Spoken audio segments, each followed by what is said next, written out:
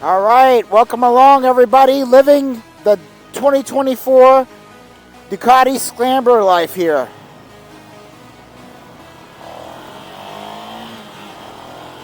I'm in braking, so I'm going to be nice to it right now. Only got about 100 miles on it.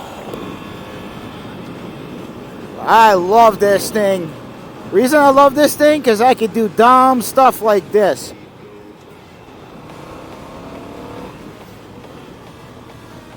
I ordered the quick shifter.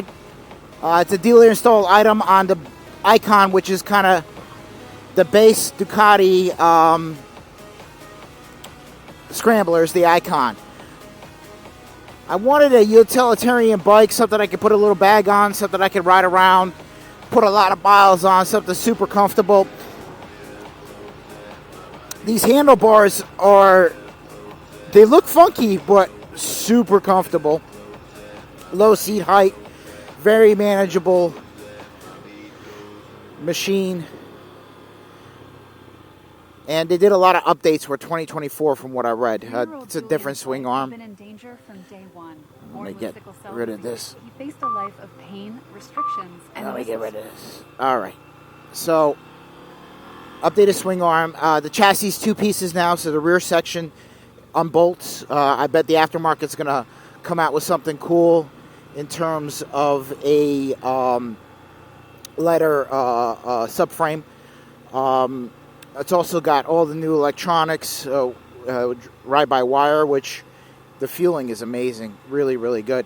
I was paranoid, or kind of, had this fear that the 18-inch wheel would be super, super funky. And it's not. It feels really good. It grips. It doesn't even make sense how well it grips with these kind of semi-knobby tires that comes on the bike. I guess the power level and just how well the chassis is set up, it really works extremely well, and I'm really happy with how it works. So I'm going to get off the bike and just do a quick walk around, show you guys the bike, and then I'll blast it the other way.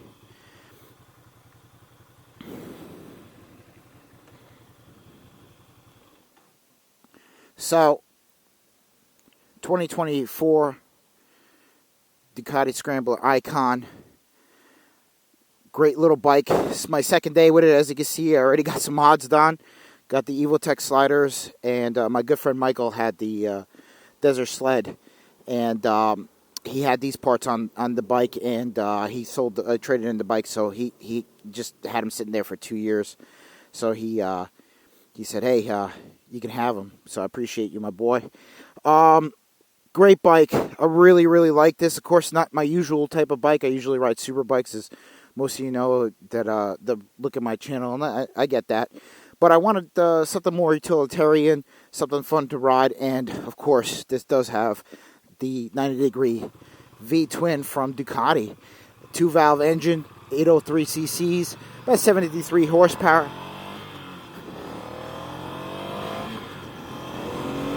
And it just rips, and speed bumps are nothing.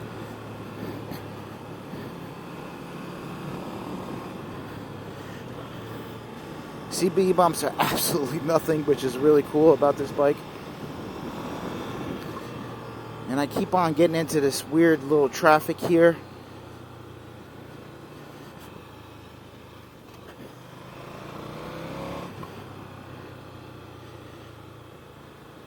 Which sucks. But these speed bumps are no joke, so these cars have to go over them fairly slow.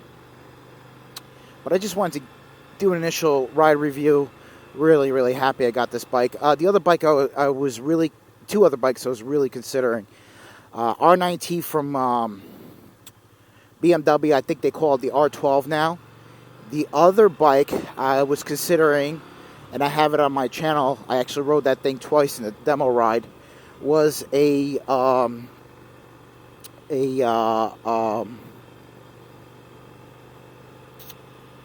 Triumph Scrambler XC, not the XE, the XC because it's a little lower seat height. I didn't really plan to really go off-road with the vehicle, so it wasn't a concern. So basically, Triumph's great bike. Suspension's much better than on the Scrambler off the showroom floor. But I didn't like the engine. The transmission is much more agricultural versus the Scrambler. This is a really nice transmission. And the R9T, you know, it's weird. I'd have to spend a lot of money on suspension on it to make it work. And the price of the R9T to get into it is very expensive. Also, I have a lot of miles riding the R9T, and I love the character of the motor. But part of the character of the motor is it doesn't like to go right. It goes left beautifully, but right, it makes the riding experience a little odd. It just it takes you a lot more effort to get around the corner, and you can't get it as tight as you can going left with it, and it's kind of weird. Also, I think there's a significant difference in weight between the R9T and this bike. This bike is extremely flickable. It handles beautifully. And when I get the quick shifter installed and after my braking, I can really open it up, I think it's going to be more than enough performance for me. Plus, I can do a couple little modifications just to make it really cool. The one thing that doesn't make any sense about this bike are these mirrors. I mean, they're big, but they're kind of like bunny ears, and they're kind of, you know, like this. These mirrors are not doing it for me. I kind of eyeballing some Rizoma mirrors that are silver, really kind of plush mirrors. I think I'm going to get those. As far as exhaust and tune and all that stuff, yeah, not something I care about. I did go see my boy Mike at Kyle Racing, and there is an Olin setup. We could definitely do front forks. We have to confirm the rear shock, which he feels pretty confident he can get me pretty close on the rear shock, just because it's a 2024 bike, and there's just not much stuff out there just yet for it. Excuse me. They come out in 2023. So we're going to be experimenting. I'm definitely going to spend the money on the Olin's exhaust. Performance-wise, just really don't need it. I think this is such a good little bike. I just need a quick shifter just so I'm lazy and I don't have to use the clutch. So, but you just think bumps like nothing. It's just so nice. And the suspension is not absolutely horrible. It's not something I'm going to run and do immediately with, but I'm kind of bougie like that, and I'm one of the few people that will really take advantage of that. The other thing is, interestingly enough, even though you're kind of this sit up and beg situation, I rode it home from Jacksonville Ducati where I purchased it, and I bought it brand new. And the interesting thing is that even at 70, 80 miles an hour that I got up to, I think I got up to 90 at one point, the wind is fine. And as you can tell, I'm just kind of being nice to it. I'm not really pumping it, but here we go, 80 miles an hour, the wind's fine. It handles the wind absolutely great. The brakes are really good. It's, even though it's a single disc, it is a big disc. I don't have to upgrade the brakes. I don't have to upgrade the master or anything. I think for the power and for the performance of this bike, it's more than adequate.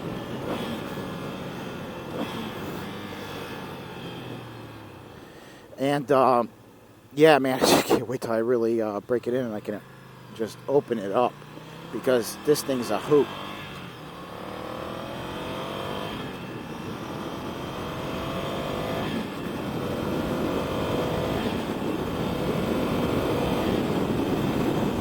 Just an absolute hoot.